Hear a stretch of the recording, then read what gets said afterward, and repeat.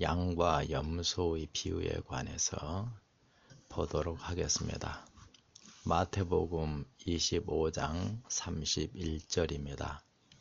인자가 자기 영광으로 모든 천사와 함께 올 때에 자기 영광의 보좌에 앉으리니. 예수님께서 재림하실 때 영광으로 오신다고 말씀을 하십니다.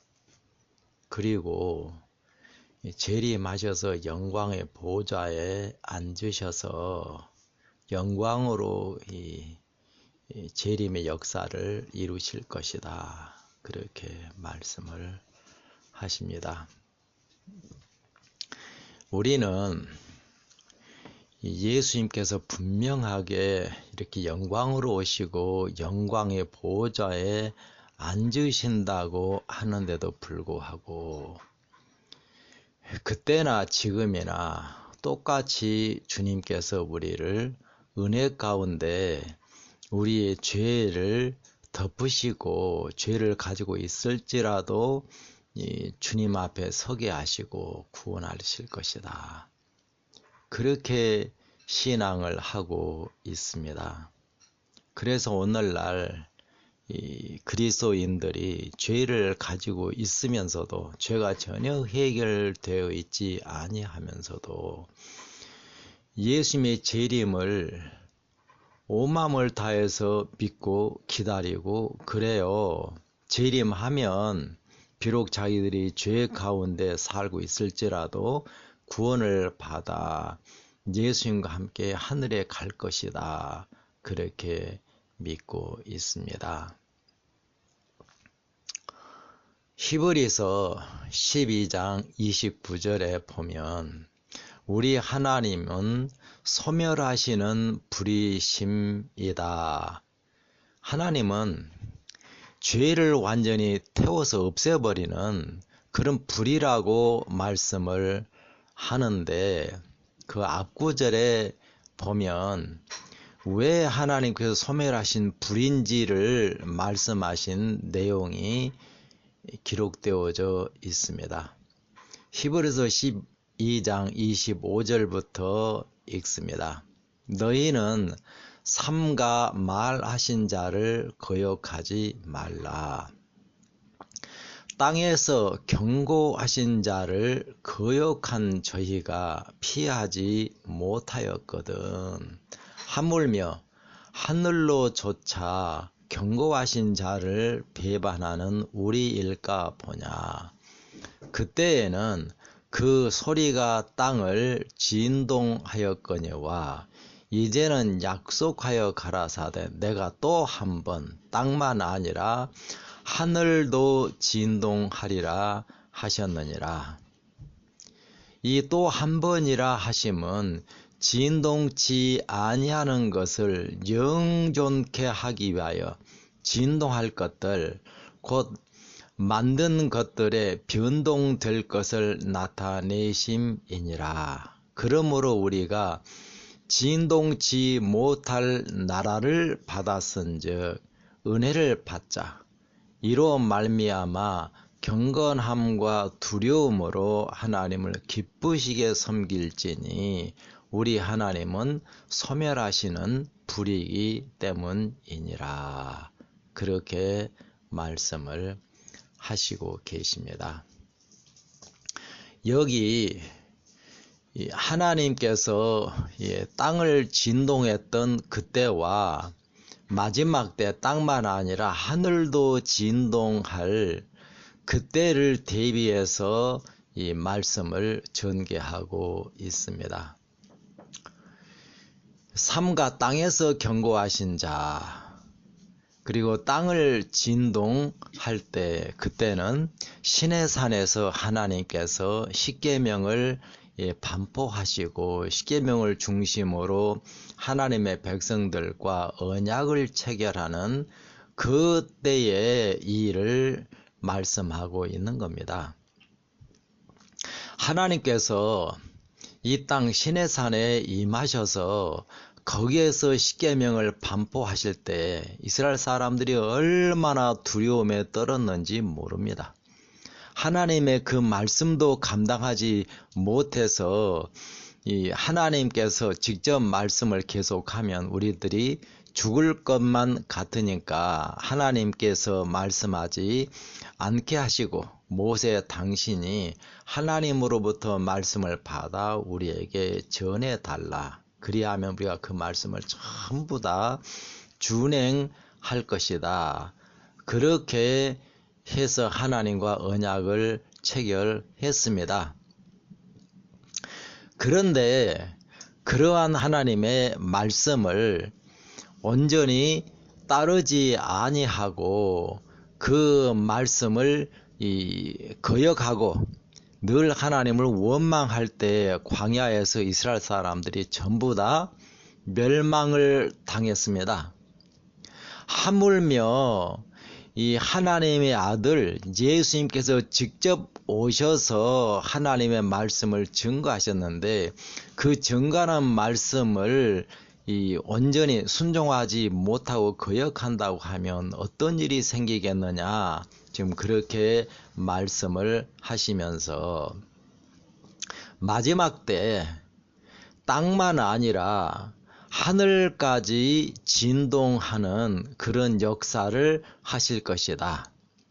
예수님께서 마태복음 24장에도 하늘의 권능들이 흔들리리라 그렇게 말씀을 하시잖아요. 그렇게 땅만 흔드시는 그런 역사를 할 때에도 그 말씀을 거역할 때 전부 다 멸망을 당했거늘 하물며 땅만 아니라 하늘까지 흔드시는 그러한 역사를 하실 터인데 그 말씀을 거역할 때 어떤 일이 생기겠느냐. 그러면서 하늘과 땅을 진동하고 흔드시는 그런 목적을 말씀하고 있습니다. 27절부터 보겠습니다. 이 또 한 번이라 하심은 진동치 아니하는 것을 영존케 하기 위하여 진동할 것들 곧 만든 것들에 변동될 것을 나타내심이니라.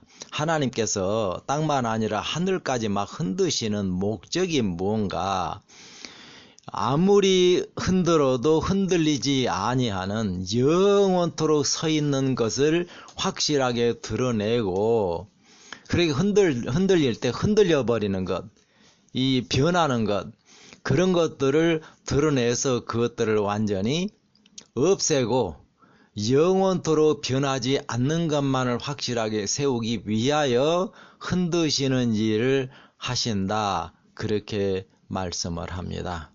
28절입니다. 그러므로 우리가 진동치 못할 나라를 받았은즉, 하나님의 나라는 영원히 변하지 않는 나라예요. 아무리 흔들어도 흔들리지 아니하고 영원토록 견고하게 서 있는 나라가 바로 하나님의 나라입니다. 그러한 하나님의 나라를 은혜로 받았기 때문에 이로 말미암아 경건함과 두려움으로 하나님을 기쁘시게 섬길 것이다. 왜냐하면 우리 하나님은 소멸하는 불이시기 때문이다. 이렇게 영원토록 변하지 아니할 것들만 굳게 붙들고 변할 것, 흔들리는 것, 그런 것들은 전부 다 우리에게서 떨어져 나가고 없애버려서 하나님 앞에 설 수 있도록 하자. 왜냐하면 우리 하나님은 죄를 완전히 소멸하는 불이시기 때문이다. 그렇게 말씀을 하고 있습니다. 하나님께서 마지막 때에 밤중 소리, 이 복음의 역사를 통해서 하나님을 믿는 사람들을 흔드신다고 하는 거예요. 변하는 것들, 자꾸 변하는 건 바로 이 죄예요. 죄를 가지고 있는 것들은 이때는 이렇게 저때는 저렇게 자꾸 변합니다. 하나님으로부터 오는 것만 영원토록 변하지 않아요. 하나님의 말씀은 하늘에 굳게 서 있다. 그렇게 시편에서 말씀을 하고 계시잖아요. 그래서 하나님의 말씀을 믿는 우리 안에 하나님의 말씀 외에 모든 것들은 변하는 것들입니다. 그 죄로 말미암아 오는 것들이에요. 사단의 가라지들입니다.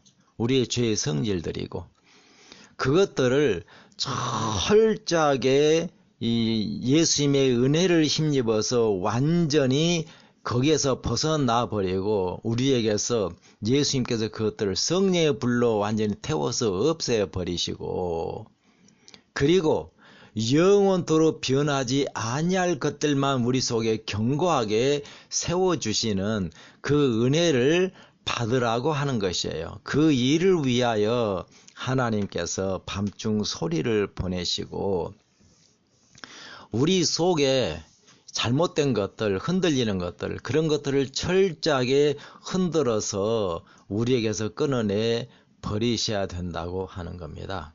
그래야만 예수님이 재림할 때 소멸하시는 불이신 그분 앞에 설 수 있다. 그렇게 말씀을 하고 있는 겁니다. 우리는 영광의 보호자에 앉으신다고 하는데도 그걸 이 별것 아닌 것처럼 생각을 해요. 지금이나 똑같을 것처럼 그렇게 생각을 합니다. 예수님께서 재림할 때의 영광의 보호자에 앉으신다고 말씀을 해요. 그러면 지금은 무슨 보호자에서 우리에게 은혜의 역사를 하실 겁니까? 하나님의 보호자가 둘이 있습니다. 히브리서 4장 15절 16절을 보겠습니다. 우리에게 있는 대제사장은 우리 연약함을 체휼하지 아니하는 자가 아니요 모든 일에 우리와 한결같이 시험을 받은 자로되 죄는 없으시니라. 그러므로란 말은 이러한 대제사장이 우리에게 있으니까 그런 말이죠. 그러므로 우리가 긍휼하심을 받고 때를 따라 돕는 은혜를 얻기 위하여 은혜의 보좌 앞에 담대히 나아갈 것이니라. 지금은 하나님께서 은혜의 보좌에서 우리에게 역사를 하신다고 하는 겁니다. 그 은혜의 보좌 앞에는 우리의 제사장, 우리의 연약함을 체휼하신 그 대사장이 계시고 십자가에 그 은혜로 우리를 감싸 주시는 그 보좌가 은혜의 보좌입니다. 은혜의 보좌와 영광의 보좌, 이 두 보좌를 분명하게 이해할 필요가 있습니다. 영광의 보좌는 영원부터 있었던 보좌예요.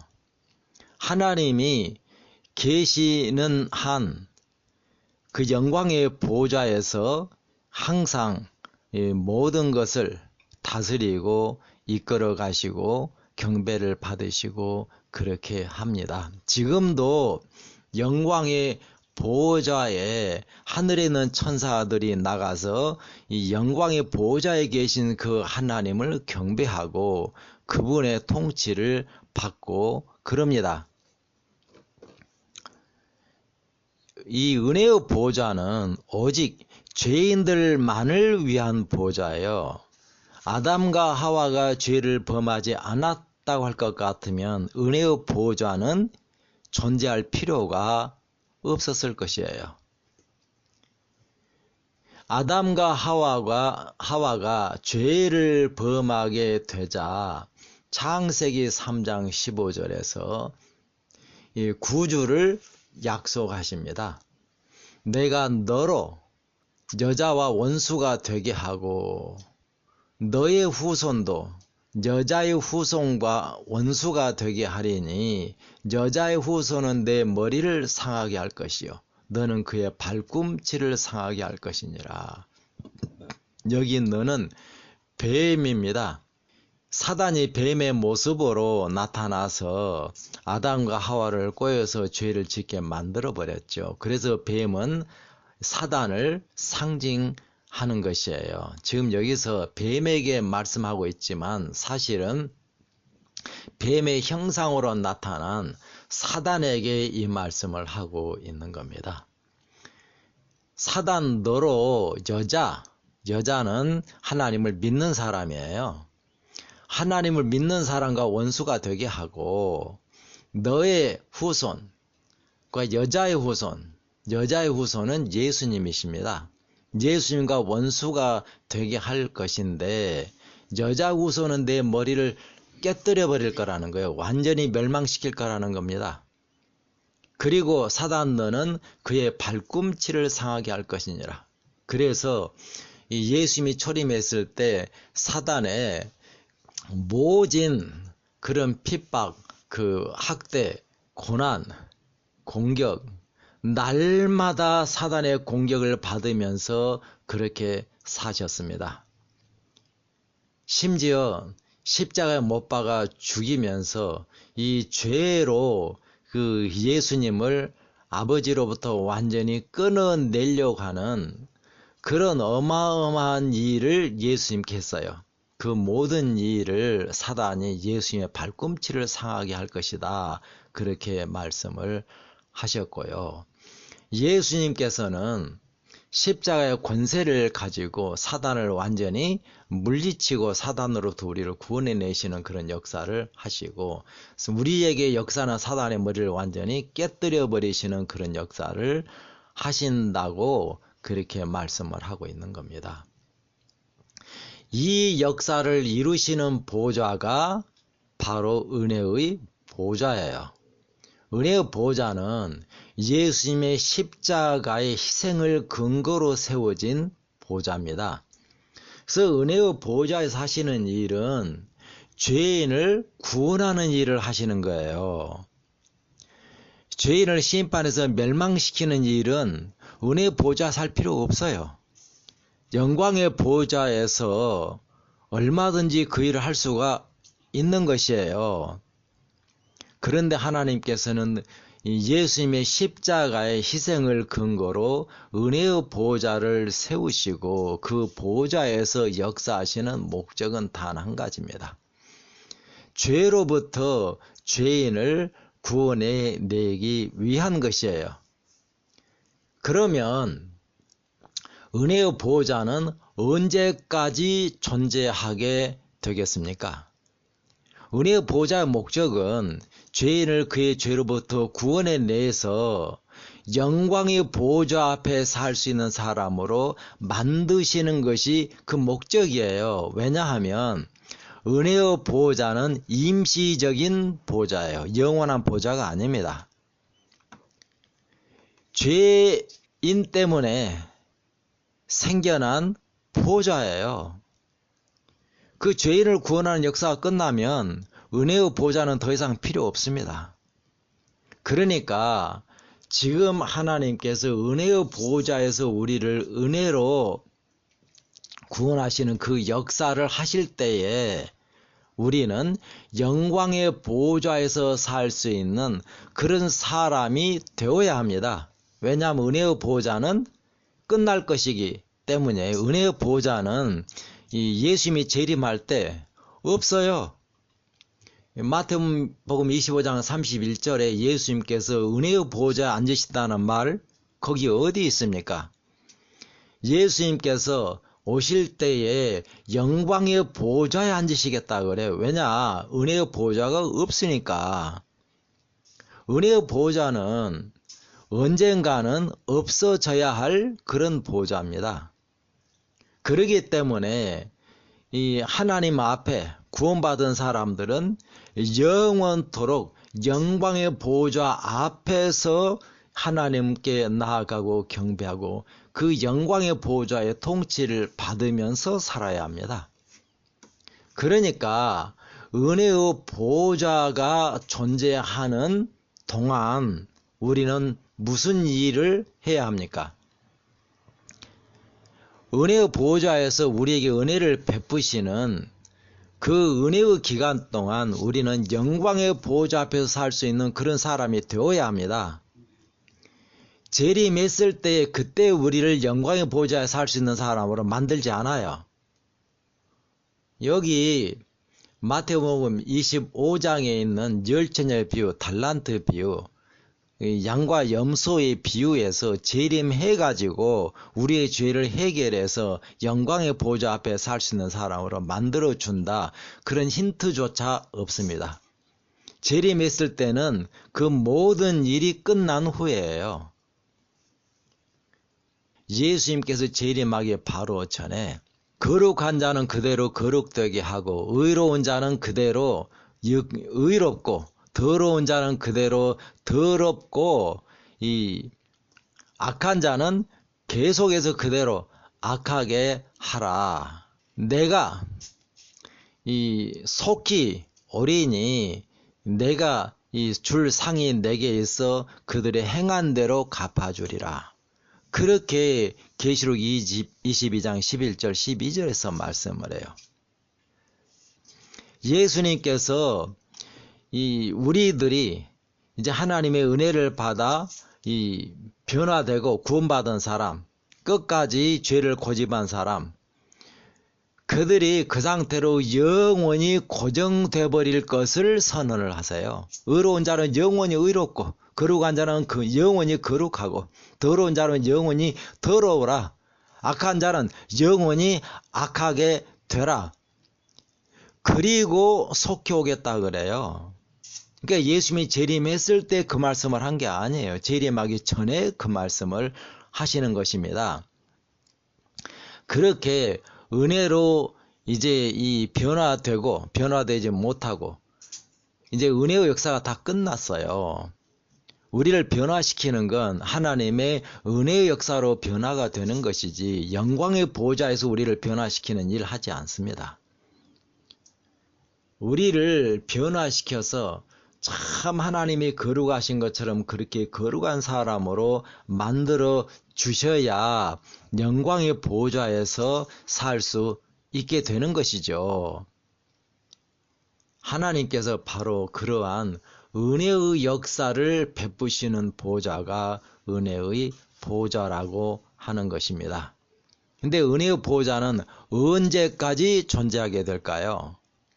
은혜의 보호자의 목적은 죄인을 그 자신의 죄로부터 완전히 구원하고 해방시키는 것, 죄인을 하나님의 형상으로 만들어 거룩한 사람으로 만드는 것, 그게 은혜의 보호자의 목적이에요. 그러면 은혜의 보호자는 언제 없어질까요? 구원받을 죄인이 다 구원받으면 더 이상 은혜의 보호자 필요 없잖아요. 그러니까 구원받을 죄인을 다 구원하신 후에는 은혜의 보호자가 더 이상 없습니다. 끝나는 거예요. 그 이후에는 아무리 하나님을 찾아도 은혜가 주어지지 않고 변화도 전혀 일어나지 않습니다. 죄 용서도 더 이상 없습니다. 그때부터는 하나님께서 영광의 보호자에서 역사를 하시는 것이에요. 그러니까 재림했을 때 당연히 예수님께서 영광의 보호자에 앉으시는 것이죠.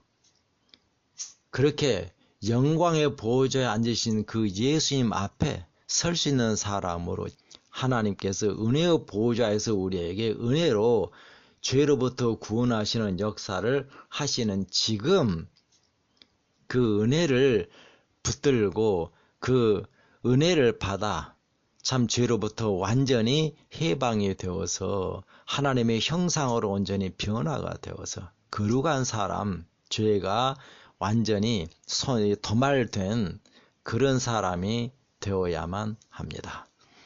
그게 바로 은혜의 보호자의 목적이고, 그리고 예수님이 재림할 때는 영광의 보호자에 앉으십니다.